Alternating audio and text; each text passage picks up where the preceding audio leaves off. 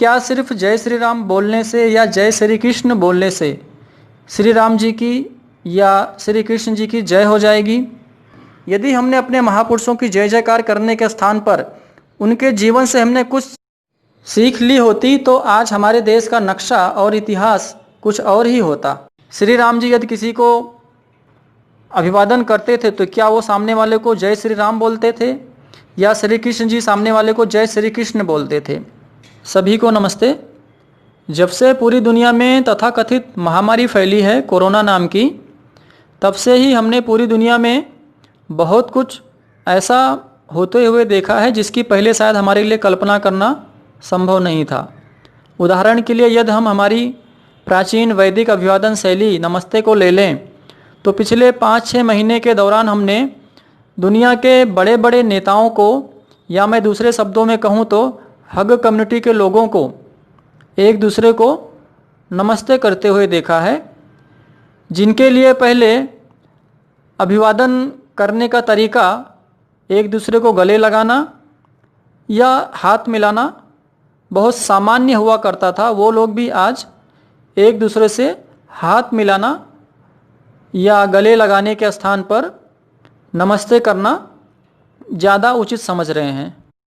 यह हमारे लिए एक गर्व का विषय है कि एक बीमारी के बहाने ही सही आज पूरी दुनिया हमारी प्राचीन वैदिक अभिवादन शैली नमस्ते को अपना रही है।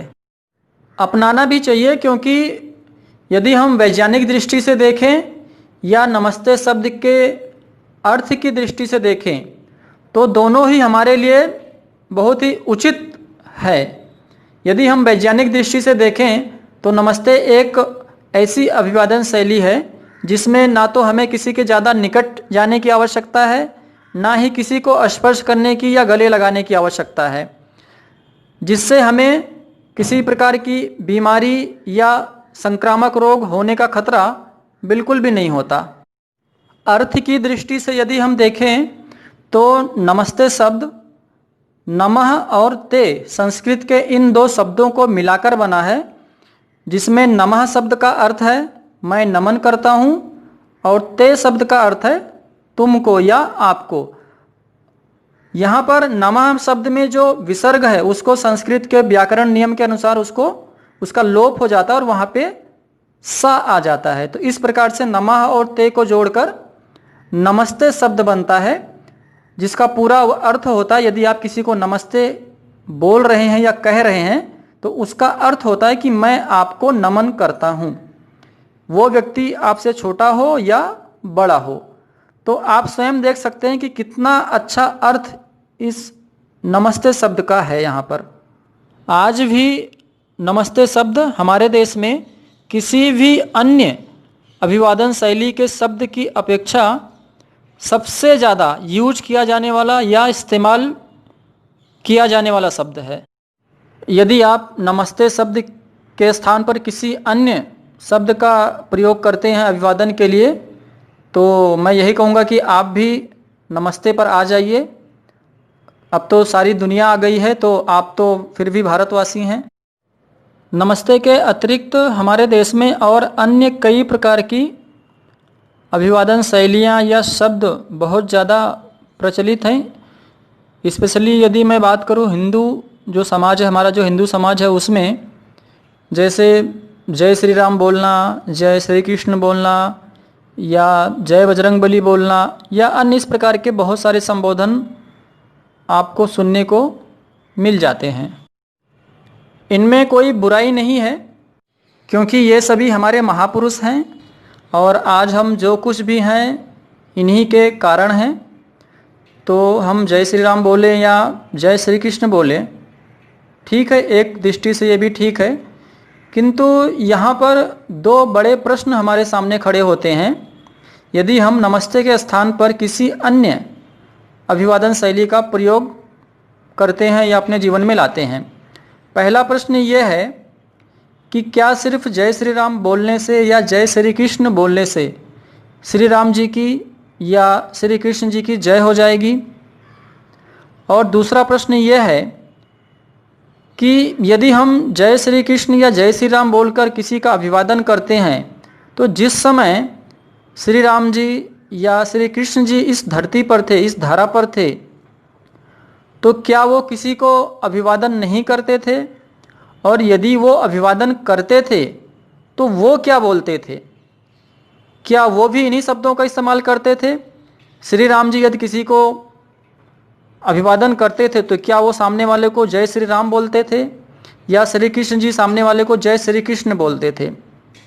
आप थोड़ा सा भी बुद्धि लगाकर इस्तेमाल करेंगे, विचार करेंगे, तो आपको आपके इस प्रश्न का उत्तर मिल जाएगा कि वो ऐसा बिल्कुल नहीं करते थे। तो इसका अर्थ बिल्कुल स्पष्ट है कि उस समय वो किसी अन्य अभिवादन शैली का प्रयोग करते थे। इसकी जब आप खोज करेंगे तो आपकी खोज नमस्ते पर जाकर रुक जाएगी, क्योंकि आप वेदों को पढ़ेंगे जो ईश्वर की रचना है, और वेदों के आधार पर अन्य जितने भी ग्रंथ लिखे गए हैं उनमें खोज करेंगे तो आपको अनेकों बार ये नमस्ते शब्द वहाँ पर देखने को मिल जाएगा। यहाँ प्रश्न सिर्फ श्री राम जी का या श्री कृष्ण जी का नहीं है, यह प्रश्न हर संप्रदाय के या रिलीजन के हर उस व्यक्ति के सामने खड़ा होता है जो अपने किसी महापुरुष या देवी देवता का नाम लेकर या उनकी जय जयकार करके अभिवादन करते हैं। अब आप स्वयं विचार करें कि हम किस अभिवादन शैली का प्रयोग अपने जीवन में करें। क्या हम उस अभिवादन शैली का प्रयोग अपने जीवन में करें जो अब से कुछ वर्ष पूर्व या कुछ शताब्दी पूर्व प्रारंभ हुई है, जिसे हमारे जैसे किसी सामान्य व्यक्ति ने संभवतः प्रारंभ किया, या हम उस अभिवादन शैली नमस्ते का प्रयोग अपने जीवन में करें जिसका प्रयोग हमारे महापुरुष श्री राम या श्री कृष्ण जी किया करते थे। नमस्ते शब्द की एक और विशेषता है जो आपने भी अनुभव किया होगा। यदि आप किसी व्यक्ति को नमस्ते करते हैं, वो व्यक्ति किसी भी संप्रदाय का या धर्म का व्यक्ति क्यों ना हो, बहुत ज़्यादा संभावना ये होती है कि वो भी हमें उस नमस्ते का उत्तर नमस्ते से ही देता है। ऐसा अन्य जो अभिवादन शैलियाँ हैं उनके साथ नहीं होता। यदि आप किसी व्यक्ति को जय श्री राम बोलें और यदि वो व्यक्ति किसी अन्य संप्रदाय का है या धर्म का है, हिंदू संप्रदाय या धर्म को छोड़कर, तो बहुत कम संभावना होती है कि वो भी जय श्री राम बोलकर ही या जय श्री कृष्ण बोलकर ही आपको आपके अभिवादन का उत्तर दे। क्योंकि नमस्ते शब्द जो है वो धर्म या संप्रदाय से कहीं ऊपर उठकर है, वो वेदों से या वैदिक ग्रंथों से आया हुआ शब्द है, और वेद या उनके आधार पर जो वैदिक ग्रंथ लिखे गए हैं वो किसी विशेष धर्म या संप्रदाय के लिए नहीं है, वो संपूर्ण मानव जाति के लिए हैं जो ईश्वर ने हमें प्रदान किए। उनका किसी विशेष धर्म या संप्रदाय से संबंध नहीं है, वो सभी के लिए हैं। नमस्ते शब्द को सभी धर्म या संप्रदाय के लोग खुशी खुशी स्वीकार कर लेते हैं, क्योंकि उसमें किसी विशेष संप्रदाय के महापुरुष या किसी देवी देवता की स्तुति या जय जयकार नहीं है। उसका अर्थ जैसा कि मैंने आपको पहले बताया कि यदि आप किसी व्यक्ति को नमस्ते करते हैं तो आप उसको नमन करते हैं, और कोई भी व्यक्ति यदि उसे कोई नमन करे, वो नमन करने वाला किसी भी धर्म या संप्रदाय का हो या जिसे नमन किया जा रहा है वो किसी भी धर्म संप्रदाय का हो, दोनों में से किसी को भी आपत्ति नहीं होगी।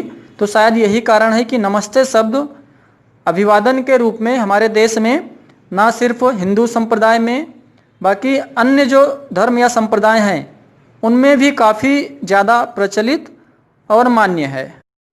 इस प्रकार से हम यह कह सकते हैं कि नमस्ते शब्द कहीं ना कहीं हमारे देश में विभिन्न धर्म या संप्रदाय के लोगों को एक सूत्र में बांधने का काम करता है, एकजुट करने का काम करता है। आप भी कम से कम नमस्ते शब्द का प्रयोग अभिवादन के लिए अवश्य करें। यहाँ पर मैंने बार बार धर्म शब्द का प्रयोग रिलीजन के रूप में किया है, उसके पर्यायवाची के रूप में किया है, ताकि लोगों को बात आसानी से समझ में आ जाए। हालांकि धर्म शब्द का अर्थ कुछ अलग है, उसका अर्थ संप्रदाय या रिलीजन बिल्कुल नहीं है। इस विषय पर मैंने पिछली वीडियो डाली है, आप वहाँ उस वीडियो को देखकर धर्म शब्द का क्या वास्तविक अर्थ है ये जान सकते हैं। जहाँ तक रही बात दूसरे प्रश्न की कि जय श्री राम बोलने से या जय श्री कृष्ण बोलने से क्या इन महापुरुषों की जय जयकार होगी या हमारी जय जयकार होगी, तो इस प्रश्न का उत्तर आपको ना में ही मिलेगा। क्योंकि यदि इन महापुरुषों की मात्र जय जयकार बोलने से जय जयकार हो जाती तो हमारे देश के पिछले 1300-1400 सालों के इतिहास को आप उठाकर देख लें। जितने विदेशी आक्रमण हमारे देश पर हुए और जिस प्रकार के अत्याचार हमारे देश के लोगों पर किए गए, लाखों करोड़ों लोगों को मौत के घाट उतार दिया गया, लाखों करोड़ों लोगों का जबरन धर्मांतरण कराया गया, लाखों करोड़ों माताओं बहनों का जबरन बलात्कार किया गया, उन्हें विदेशी बाजारों में बेचा गया, छोटे छोटे बच्चों को 2 महीने 4 महीने के बच्चों को भाले की नोक पर उछाला गया। ये सब अत्याचार हमारे देश पर या हमारे देश के लोगों पर सिर्फ इसलिए हुए क्योंकि हमने सिर्फ अपने महापुरुषों की जय जयकार की। यदि हमने अपने महापुरुषों की जय जयकार करने के स्थान पर उनके जीवन से हमने कुछ सीख ली होती तो आज हमारे देश का नक्शा और इतिहास कुछ और ही होता। वैसे तो हमारे इन महापुरुषों से हम बहुत कुछ सीख सकते हैं, लेकिन मुझे ऐसा लगता है कि जो सीख हमें सबसे ज़्यादा हमारे इन महापुरुषों से लेने की आज हमें आवश्यकता है वह है अधर्म के खिलाफ खड़ा होना, अधर्म के विरुद्ध खड़ा होना। यदि हम भगवान श्री राम के जीवन को देखें या भगवान श्री कृष्ण जी के जीवन को, इनका पूरा जीवन इसी अधर्म और दुष्टों के नाश में और धर्म की स्थापना में गया। उसके लिए उन्हें चाहे जो भी साम दाम दंड भेद जो भी नीति उन्हें अपनानी पड़ी वो अपनाई। विदेशी आक्रमणकारियों के द्वारा हम इतने प्रताड़ित हुए, इसका कारण यह नहीं था कि हमारी संख्या बहुत कम थी और उनकी संख्या बहुत ज़्यादा। संख्या में तो हम उनसे भी कई गुना थे, वो हमारे लिए मुट्ठी भर थे, किंतु हम फिर भी प्रताड़ित हुए क्योंकि हमने हमारे महापुरुषों से कुछ सीख लेने के स्थान पर सिर्फ उनकी जय जयकार की। यदि हमने उनसे कुछ सीख ली होती तो शायद ये प्रताड़ना हमें ना झेलनी पड़ती। इसलिए आज ज़रूरी है कि हम हमारे महापुरुषों से कुछ सीखें, अपने बच्चों को, अपनी आने वाली पीढ़ी को उनके बारे में बताएं ताकि भविष्य में हमें इस प्रकार के दिन ना देखने पड़े। किसी विशेष अवसर पर यदि हम जय श्री राम या जय श्री कृष्ण बोलें तो उतना तो ठीक है, जैसे रामनवमी हो गया, दशहरा हो गया या श्री कृष्ण जन्माष्टमी हो गई, किंतु बाकी समय हमें अभिवादन के लिए नमस्ते शब्द का ही प्रयोग करना चाहिए। आप भारत के अंदर या दुनिया के अंदर किसी भी संप्रदाय को देख लीजिए, वे आपस में भले ही कुछ मामलों में अलग अलग मत रखते हों, लेकिन उन सब की एक निश्चित अभिवादन शैली है। किंतु यदि मैं हिंदू समाज की बात करूं तो हम अलग अलग जातियों में तो बटे हुए हैं ही, अभिवादन शैली के मामले में भी हम एक मत नहीं हैं। ऐसे में हम में एकजुटता कैसे आएगी। आज के वीडियो में बस इतना ही। वीडियो यदि आपको पसंद आया हो तो इसे लाइक करें, कमेंट करें, शेयर करें और चैनल को सब्सक्राइब करें। वीडियो को देखने के लिए आपका धन्यवाद। ओम नमस्ते।